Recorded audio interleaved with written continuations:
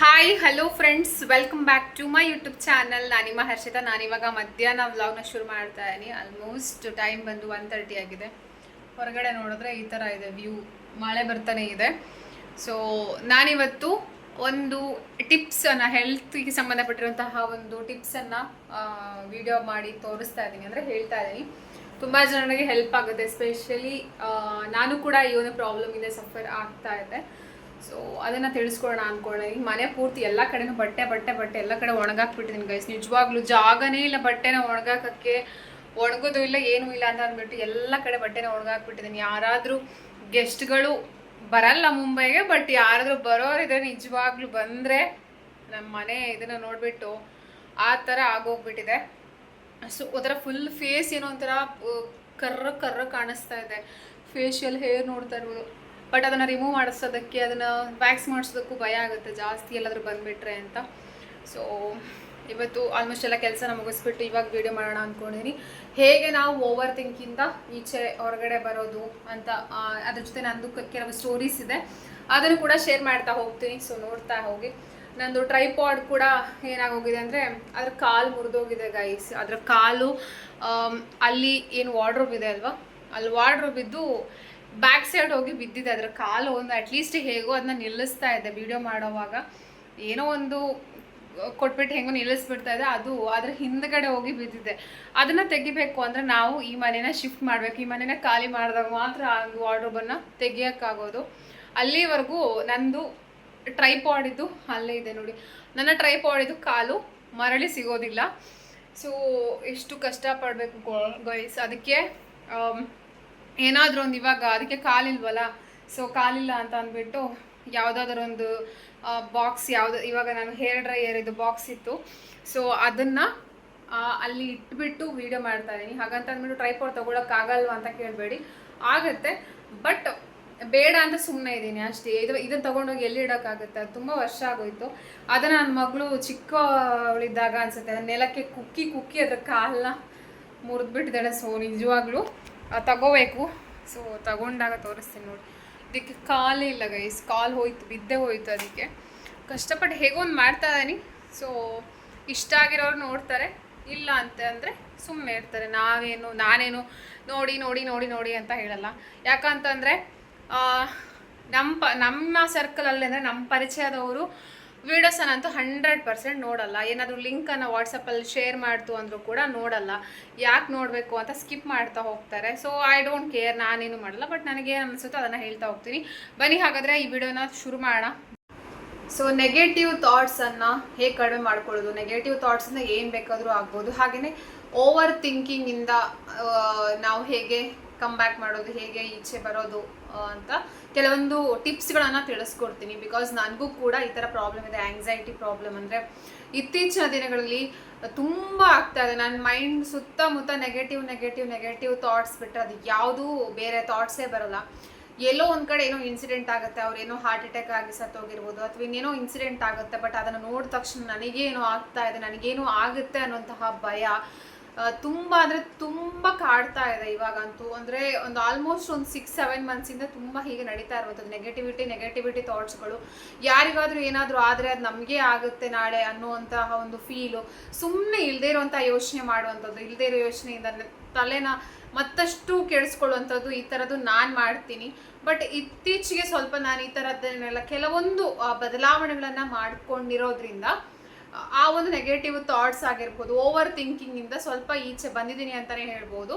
First ಬಂದು ಏನಪ್ಪ ಅಂದರೆ ಧ್ಯಾನ ಹಾಗೂ ಪ್ರಾಣಾಯಾಮವನ್ನು ಮಾಡಿ. ಧ್ಯಾನ ಮಾಡಿ, ಅಟ್ಲೀಸ್ಟ್ ಒಂದು 1/2 hour ಆದರೂ ಕೂತ್ಕೊಂಡು ಧ್ಯಾನ ಮಾಡಿದ್ರಿಂದ ನಿಮ್ಮ ಏಕಾಗ್ರತೆ ಜಾಸ್ತಿಯಾಗಿ ನಿಮ್ಮ ಒಂದು ಓವರ್ ಥಿಂಕಿಂಗ್ ಅಥವಾ ನಿಮ್ಮ ತಲೆಗೆ ಮೈಂಡಿಗೆ ಬರುವಂತಹ ನೆಗೆಟಿವ್ ಥಿಂಕಿಂಗ್ ಏನಿದೆ ಅದು ದೂರ ಆಗ್ತಾ ಹೋಗುತ್ತೆ.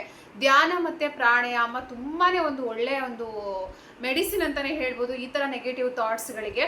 ಹಾಗೆಯೇ ನಿಮ್ಮ ಎರಡನೇದೇನಪ್ಪ ಅಂತಂದರೆ ನಿಮ್ಮ ಪ್ರಾಣ ಸ್ನೇಹಿತರು ಅಥವಾ ನಿಮ್ಮ ಒಂದು ಫ್ರೆಂಡ್ಸ್ಗಳ ಜೊತೆ ನಿಮ್ಮ ಮನಸ್ಸಲ್ಲಿ ಏನೇ ಇದ್ರೂ ಕೂಡ, ಯಾವುದೇ ಸಮಸ್ಯೆ ಇದ್ರೂ ಕೂಡ ನೀವು ಮನಸ್ಸೊಳಗಡೆ ಇಟ್ಕೊಳಕ್ಕೆ ಹೋಗ್ಬಿಡಿ. ಅದನ್ನು ನೀವು ನಿಮ್ಮ ಫ್ರೆಂಡ್ಸ್ ಜೊತೆ, ನಿಮಗೆ ಯಾರು ಕ್ಲೋಸ್ ಇರ್ತಾರೆ ಅವ್ರ ಜೊತೆ ಎಲ್ಲನೂ ಕೂಡ ಶೇರ್ ಮಾಡ್ಕೊಳ್ಳಿ. ಆವಾಗ ಮನಸ್ಸಲ್ಲಿದ್ದಂತಹ ನೋವು ಕೂಡ ಕಡಿಮೆ ಆಗುತ್ತೆ. ಏನೇ ಒಂದು ಬೇಜಾರಿದ್ರು ಆ ಒಂದು ಭಾರ ಕಡಿಮೆ ಆಗಿಬಿಟ್ಟು ಆ ಒಂದು ನೆಗೆಟಿವ್ ಥಾಟ್ಸ್ಗಳು ನಮ್ಮ ಸುತ್ತ ಇದ್ರಿರೋದು ಏನಾಗುತ್ತೆ, ಸ್ವಲ್ಪ ಕಡಿಮೆ ಆಗ್ತಾ ಬರುತ್ತೆ. ಇಲ್ಲ ಅಂತಂದರೆ ಏನಾಗುತ್ತೆ, ಮತ್ತಷ್ಟು ನೆಗೆಟಿವ್ ಥಾಟ್ಸ್ಗಳು, ನೆಗೆಟಿವ್ ಮೈಂಡ್ ಏನಂತಾರೆ ನಮ್ಮ ತಲೆಯಲ್ಲಿ ಓಡ್ತಾನೆ ಇರುತ್ತೆ. ಇನ್ನೇನೋ ಯೋಚನೆಗಳು, ಕೆಟ್ಟ ಯೋಚನೆಗಳು ಎಲ್ಲನೂ ಕೂಡ ಬರುತ್ತೆ. ಸೊ ಮಲ್ಕೊಳ್ಳೋಕ್ಕೂ ಆಗಲ್ಲ, ಏನು ಮಾಡೋದಕ್ಕೂ ಆಗಲ್ಲ, ತುಂಬ ಕಷ್ಟ ಆಗುತ್ತೆ. ಈ ಒಂದು ಆಂಗ್ಸೈಟಿ ಪ್ರಾಬ್ಲಮ್ ಅಂತಲೇ ಹೇಳ್ಬೋದು. ಆಂಗ್ಸೈಟಿ ಅಂದರೆ ಅದೊಂಥರ ಭಯ ಆಗುವಂಥದ್ದು, ಏನೋ ಆಗ್ತಾ ಇದೆ ಅಂತ ಒಂಥರ ಒಳಗಡೆ ಫೀಲ್ ಮಾಡ್ಕೊಳ್ಳೋವಂಥದ್ದು. ನಿಂತ್ಕೊಂಡ್ರೆ ಸಾಕು, ಏನೋ ನನಗೆ ಇದು ತುಂಬ ಎಕ್ಸ್ಪೀರಿಯನ್ಸ್ ಆಗಿದೆ. ಏನೋ ಒಂಥರ ಚೆಸ್ಟ್ ಪೇನ್ ಸ್ಟಾರ್ಟ್ ಆಗುತ್ತೆ, ಆಮೇಲೆ ಏನೋ ಆಗುತ್ತೆ ಅನ್ನೋ ಥರ ಅಲ್ಲಿವರೆಗೂ ಹೋಗುತ್ತೆ. ಅಷ್ಟು ನೆಗೆಟಿವ್ ಆಗಿ ಯೋಚನೆ ಮಾಡೋದು ಪ್ರತಿಯೊಂದು ಕಡೆನೂ ಕೂಡ. ಸೊ ಇವಾಗ ನಾನು ಅದಕ್ಕೆ ಪಾಸಿಟಿವ್ ಆಗಿ ಯೋಚನೆ ಮಾಡಬೇಕು, ನನ್ನನ್ನು ನಾನು ಬ್ಯುಸಿ ಮಾಡ್ಕೊಬೇಕು ಅಂತ ಅಂದ್ಬಿಟ್ಟು ಧ್ಯಾನ ಹಾಗೆ ಯೋಗ ಇದನ್ನು ಮಾಡೋದಕ್ಕೆ ಅಭ್ಯಾಸ ಮಾಡಿದ್ದೀನಿ. ಹಾಗೆ ನಿಮಗೂ ಕೂಡ ಹೇಳುವಂಥದ್ದು, ಸೊ ನಿಮ್ಮ ಫ್ರೆಂಡ್ಸ್ಗಳ ಜೊತೆ ನಿಮ್ಮ ಏನೇ ಸಮಸ್ಯೆ ಇದ್ರೂ ಕೂಡ ಹಂಚ್ಕೊಂಡು ಮಾತಾಡಿಕೊಂಡು ಸರಿ ಮಾಡ್ಕೊಳ್ಳಿ, ಅಥವಾ ಸ್ವಲ್ಪ ನಿಮ್ಮ ಮನಸ್ಸಿಗೆ ನೆಮ್ಮದಿ ಆಗೋ ತನಕ ಅದನ್ನು ಮಾತಾಡಿ ಅಂತಲೇ ಹೇಳ್ತೀನಿ. ಹಾಗೆಯೇ ಇನ್ನೊಂದು ಏನಪ್ಪ ಅಂತಂದರೆ, ನಿಮ್ಮ ಮೈಂಡ್ ಸೆಟನ್ನು, ನಿಮ್ಮ ಒಂದು ಏನು ಮೈಂಡನ್ನು ಬೇರೆ ಕಡೆ ತಿರುಗಿಸಿ. ಅಂದರೆ ಹಾಡು ಕೇಳುವಂಥದ್ದಾಗಿರ್ಬೋದು, ಅಂದರೆ ಮ್ಯೂಸಿಕನ್ನು ಕೇಳುವಂಥದ್ದು, ಬುಕ್ ಓದುವಂಥದ್ದು, ರೀಡಿಂಗ್ ಹವ್ಯಾಸ ಇರುವಂಥವ್ರು ಅದನ್ನು ಮಾಡಬಹುದು. ಹಾಗೆ ಮಾಡ್ತಾ ಮಾಡ್ತಾ ಏಕಾಗ್ರತೆ ಜಾಸ್ತಿ ಆಗುತ್ತೆ. ನಮ್ಮ ಮೈಂಡ್ಗೆ ಯಾವ ಥಾಟ್ಸ್ಗಳು ಕೂಡ ಆ ಟೈಮಲ್ಲಿ ನೆಗೆಟಿವ್ ಥಾಟ್ಸ್ಗಳು ಬರೋದಿಲ್ಲ. ಸೊ ಏನೇ ಇದ್ರೂ ಕೂಡ ಪಾಸಿಟಿವ್ ಆಗಿ ಯೋಚನೆ ಮಾಡಿ, ಪಾಸಿಟಿವ್ ಆಗಿ ಇರಿ. ಪಾಸಿಟಿವ್ ಯೋಚನೆ ಮಾಡಿದಷ್ಟು ಕೂಡ ನಾವು ಖುಷಿಯಾಗಿರ್ತೀವಿ. ನೆಗೆಟಿವ್ ಯೋಚನೆ ಮಾಡಿದಷ್ಟು ನಮ್ಮನ್ನು ಮತ್ತಷ್ಟು ಕುಗ್ಗಿಸ್ತಾ ಹೋಗುತ್ತೆ ಅಂತಲೇ ಹೇಳ್ಬೋದು. ಏನೇನೋ ಬೇಡದಿರುವಂತಹ ಆಲೋಚನೆಗಳು ಬರುತ್ತೆ, ಏನೇನೋ ಕೆಟ್ಟ ಡಿಸಿಷನ್ ತಗೊಳ್ಳೋ ತನಕ ಹೋಗುವಂಥದ್ದು ಕೂಡ ಆಗಬಹುದು.